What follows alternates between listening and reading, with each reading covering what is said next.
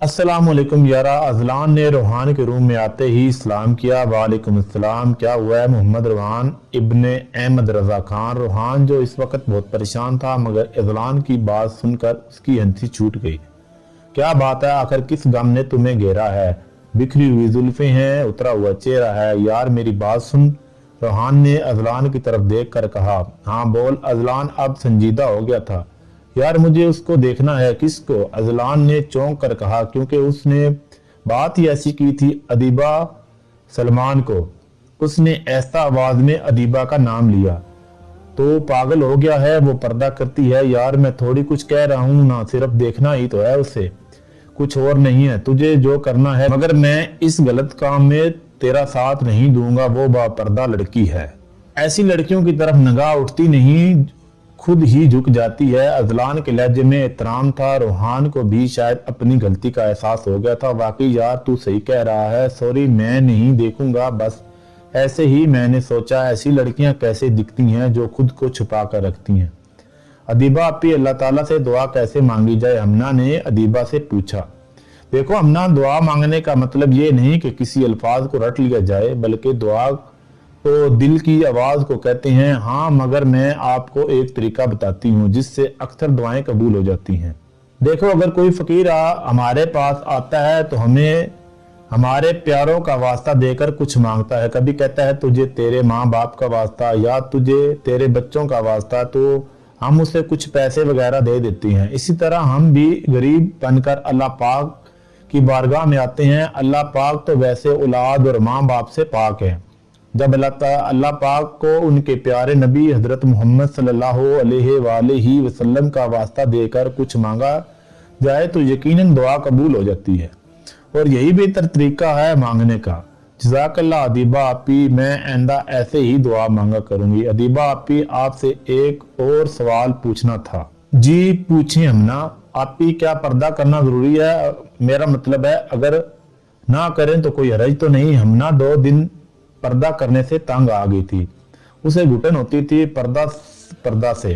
तो उसने सोचा अदीबा आपी से पूछ लूं, अगर पर्दा करना जरूरी नहीं तो छोड़ दूंगी। मैं आपको कुरान पाक की एक आयत सुनाती हूँ, इससे आपको पर्दा की अहमियत के बारे में पता चल जाएगा। अल्लाह पाक कुरान करीम में फरमाते हैं, ए नबी सल्लल्लाहु अलैहि वसल्लम, आप अपनी बीवियों, बेटियों और तमाम मुस्लिम औरतों से फरमा दीजिए कि अपनी चादरों को अपने मुंह के ऊपर डाल लिया करें।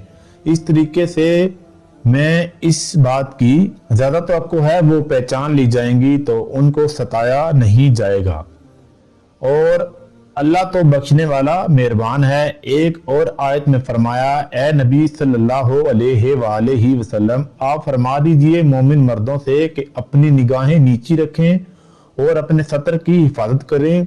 ये उनके लिए पाकीज़ा रहने का तरीका है, और वो लोग जो कुछ करते हैं अल्लाह पाक को उनकी खबर होती है।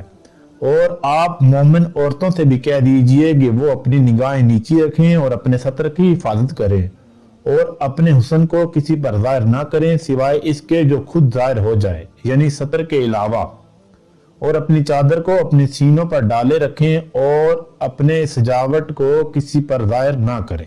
इस आयत में मर्दों को भी हुक्म दिया गया है अपनी नजरें नीची रखें, बिला वजह गैर महरम औरतों को ना देखें, और औरतों को भी हुक्म दिया गया है कि बिला वजह गैर मर्दों को ना देखें। और ये भी हुक्म दिया गया है कि अपनी सजावट को गैर मर्दों से छुपा कर रखें। अल्लाह पाक ने फरमाया, औरत अपने हुस्न को छुपा कर रखे, मगर आज के दौर में औरतें अपने हुस्न को नुमाया करती फिरती हैं। आप खुद सोचें, जब एक लड़की पर्दा करके घर से निकलेगी तो वो कोई गैर मर्द उसकी तरफ देखने की जहमत नहीं करेगा। अब यही लड़की तैयार होकर फैशन करके घर से निकलेगी तो गैर मर्दों की निगाह खुद ब खुद उस पर जाएगी। फिर यही औरतें कहती फिरती हैं कि आजकल के मर्दों में कोई शर्म नाम की चीज नहीं है, हर वक्त लड़कियों को ही ताड़ते रहते हैं। अगर ये औरतें खुद को छुपा कर रखें, अल्लाह पाक के हुक्म के मुताबिक पर्दा करके घर से निकलें, तो किसी की क्या मजाल उनको देखे। आज के दौर में पर्दा तो बिल्कुल खत्म हो गया है।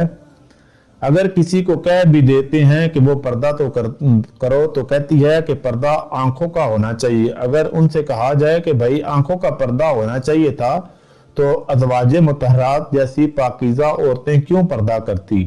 کیا ان کی آنکھوں میں حیا نہیں تھی؟ وہ صحابہ کرام جیسے مردوں سے پردہ کرتی تھی؟ کیا صحابہ کرام کی آنکھوں میں حیا نہیں تھی؟ وہ پاکیزہ عورتیں پاکیزہ مردوں سے پردہ کرتی تھی، تو آج کے دور کے مردوں عورت تو ان جیسے پاک نہیں ہے، پھر ان پر پردہ کرنا کتنا ضروری ہوگا۔ ان آیات سے آپ کو اندازہ تو ہو ہی گیا ہوگا کہ پردہ کرنا کتنا ضروری ہے۔ شکریہ ادیبہ آپی، آپ نے مجھے اتنے اچھے سے پردے کے احکام بتائے۔ میں ان آیات پر ضرور عمل کروں گی، انشاءاللہ کبھی بھی پردہ نہیں چھوڑوں گی۔ ہمنا کی آنکھوں میں آنسو آ گئے تھے، وہ سوچتی تھی کہ پردہ کرنا کیا ضروری ہے، بلا وجہ بس حجاب پہنا پڑتا ہے۔ آج سے احساس ہو گیا تھا کہ وہ پردہ کرنا کیوں ضروری ہے۔ فیشن چاہے جتنا بھی ہو خوبصورت لگے، مگر وہ پردے اور شرم و حیا سے زیادہ خوبصورت نہیں ہوتا۔ ہمنا، آپ نے قرآن پاک کبھی پڑھا ہے؟ ادیبہ نے اس سے عام سا سوال پوچھا۔ جی بہت بار مکمل پڑھا ہے۔ ہمنا حیران تھی کہ یہ کیسا سوال ہے۔ کیا آپ نے کبھی قرآن پاک پڑھتے ہوئے سوچا ہے کہ اس میں کیا لکھا ہے؟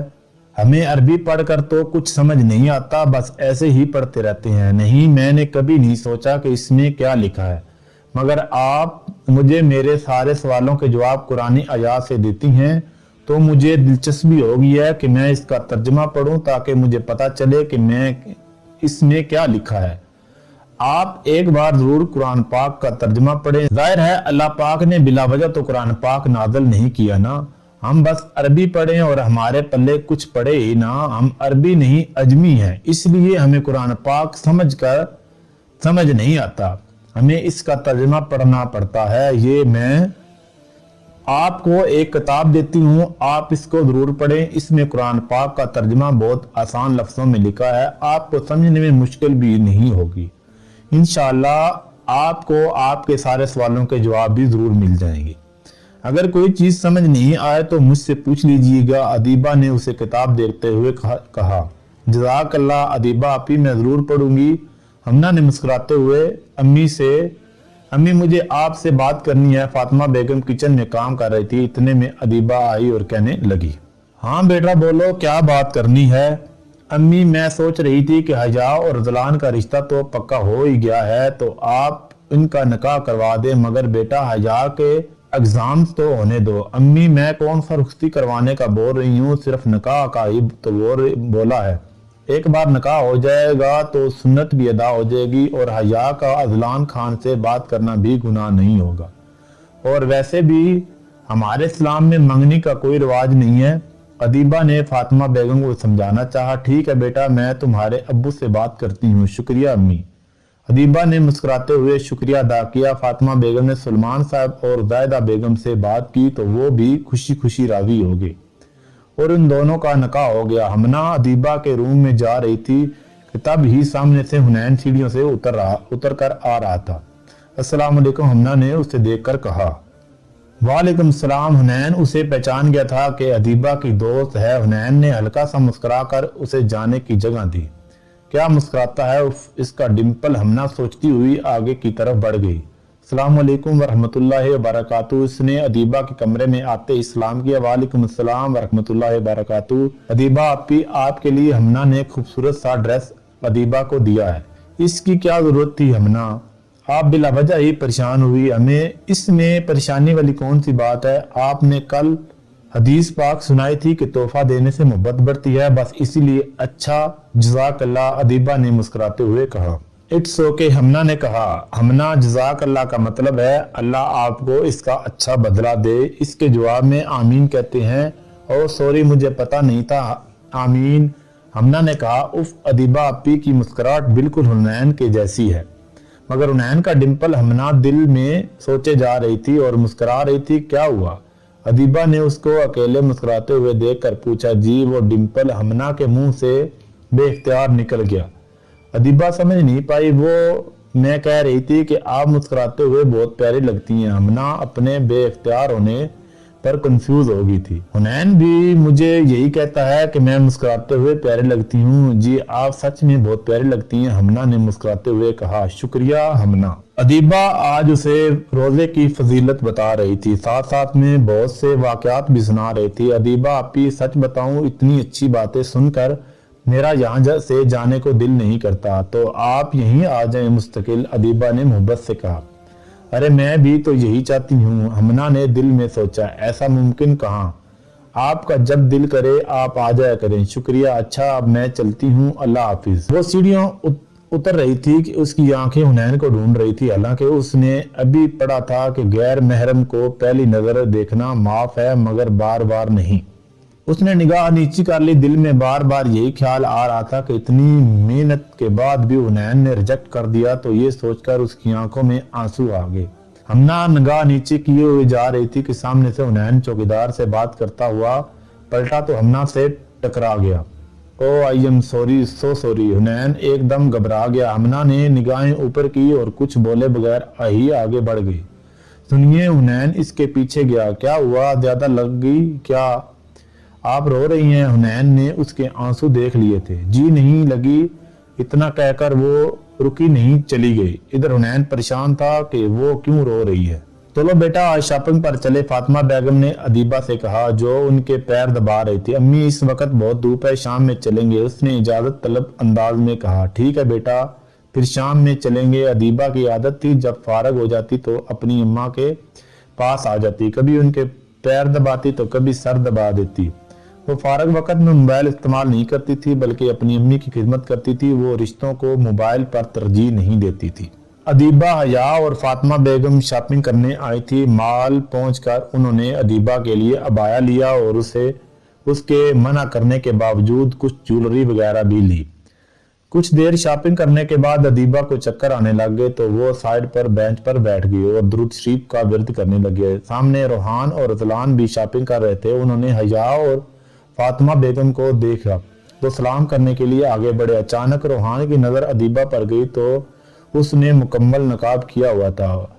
یہ ادیبہ سلمان ہے؟ اس نے خود سے سوال کیا۔ ہاں یہ یہی ہے۔ حیا کے ساتھ تھی، اس نے خود کو اس کے پاس جانے سے باز رکھنا چاہا مگر اس کی آواز سننے کی نیت سے اس کے پاس چلا گیا۔ اذلان فاطمہ بیگم اور حیا کی باتیں کر رہا تھا۔ السلام علیکم ادیبہ جی، اس نے ادیبہ کے پاس جاتے ہی سلام کیا۔ ادیبہ نے اپنے قریب انجان آواز سنی تو ڈر گئی، نظر اٹھانا بھی چاہا تو نہیں اٹھا پائی۔ اس نے دل میں سلام کا جواب دیا۔ آپ تو کافی دیندار ہیں تو اسلام کا جواب دینا ہر مسلمان پر واجب ہے، یہ بھی پتہ ہوگا۔ اسلام کا جواب غیر محرم کو تیز آواز میں دینا ضروری نہیں ہے۔ روحان کو پیچھے سے حیا کی آواز آئی تو وہ مڑ کر، حیا میں تو ویسے ہی سلام کرنے آیا تھا۔ روحان حیا کے آنے پر گھبرا گیا تھا۔ چلو روحان چلیں۔ اچھا آنٹی ہم چلتے ہیں، پھر ملاقات ہوگی۔ اذلان اسے لے کر مال سے نکل گیا۔ روحان تو کیا کر رہا تھا؟ تجھے کتنی مرتبہ کہا ہے ادیبہ سے دور رہا کر، اذلان نے غصے سے کہا۔ یار میں تو بس سلام ہی کیا تھا، اس میں اتنی بڑی بات کیا تھی؟ وہ اپنی غلطی ماننے کو تیار ہی نہیں تھا۔ دوسری 1000 لڑکیاں ہیں نا، تو ان سے بات کر لیا کر، کیوں اس پارسا عورت کے پیچھے پڑا ہے؟ اچھا تو ایک بات بتا، تو نے اس کی طرف دیکھا؟ اذلان نے موضوع سے ہٹ کر بات کی۔ نہیں یار، اچھا نہیں لگ رہا تھا مجھے، وہ بات الگ ہے مگر روحان جب تک ایک عورت خود نہ چاہے تب تک مرد اپنی حدود پار نہیں کر سکتا، اور دوسری بات وہ اتنی پاکیزہ ہے، اس نے خود کو اچھے سے کور کر رکھا تھا، اس کی طرف نگاہ نہیں اٹھتی بلکہ جھک جاتی ہے۔ واقعی یار تو صحیح کہہ رہا ہے، مجھے ایسا نہیں کرنا چاہیے تھا۔ وہ واقعی شرمندہ ہو گیا تھا۔ روحان گھر پر آیا تھا تب سے بے سکون تھا، اس کا دل بار بار اسے ادیبہ کو دیکھنے پر اکسا رہا تھا۔ وہ باہر لکونی میں گیا اور سگریٹ پینے لگا، شاید اس کو سکون مل جائے۔ وہ لڑکی کیوں میرے ذہن پر سوار ہو گئی ہے؟ وہ سگریٹ کے کش لگاتا ہوا خود سے سوال کر رہا تھا۔ ایسا بھی کیا ہے اس میں جو وہ خود کو اتنا کور کر کے رکھتی ہے؟ روحان کو ابھی تک یہ بات ٹھٹک رہی تھی کہ کوئی اس زمانے میں بھی اتنا باپردہ ہو سکتا ہے، کیونکہ وہ جس سوسائٹی میں پلا بڑھا تھا وہاں کی لڑکیاں بہت زیادہ ماڈرن تھی، اس لیے ادیبہ کو پردے میں رہنا اسے عجیب لگ رہا تھا۔ اب اس کا صبر جواب دے گیا۔ وہ کمرے میں آیا اور اپنی جیکٹ اور موبائل اٹھایا اور گھر سے باہر نکل گیا۔ رات کے 2 بج رہے تھے۔ سلمان رضا ہاؤس کے باہر کھڑا تھا۔ چوکیدار सोया हुआ था। उसने उस बात का फायदा उठाकर दीवार से छलांग लगाई और जिस खिड़की से उसे अदीबा नजर आई थी उसके नीचे जा खड़ा हो गया। ये तो ऊपर है, अब कैसे चढ़ूं? वो दिल में सोच रहा था कि उसे साइड से एक पाइप नजर आया जो कि दीवार की साइड साथ लगा हुआ था। वो पाइप की मदद से खिड़की तक पहुंच गया। खिड़की नीम वहां आधी खुली थी तो रूहान ने अंदर जाकर अदीबा तहज्जुद की नमाज पढ़ रही थी। अदीबा की पीठ की तरफ थी। यार जरा सा पलट जाओ, देख लूं थोड़ा सा। उसे डर था कि कहीं कोई आ न जाए। अदीबा ने जैसे ही सलाम फेरा तो रूहान का उसको आधा चेहरा नजर आया। वो हैरान हो गया था उसका चेहरा देखकर। इतना हसीन चेहरा, इतनी खूबसूरत आंखें जिनमें अलग ही चमक थी, शफाफ और गोरा रंग, गुलाबी हिलते हुए होंठ, उसके चेहरे पर नूर ही नूर था।